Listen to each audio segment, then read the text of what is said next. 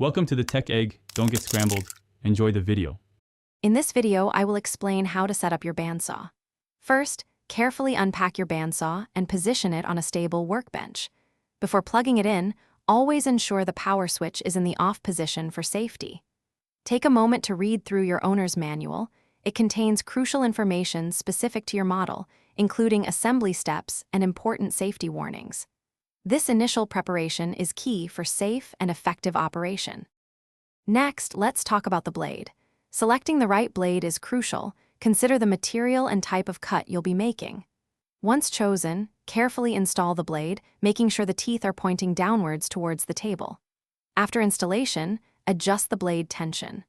Proper tension prevents blade deflection and breakage, ensuring clean, accurate cuts.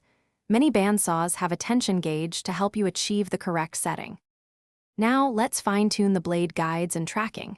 Adjust the side guides so they are very close to, but not touching, the blade sides.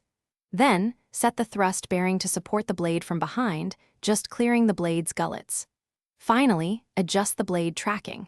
This ensures the blade runs perfectly centered on the wheels, preventing it from rubbing against the guide post or coming off during operation.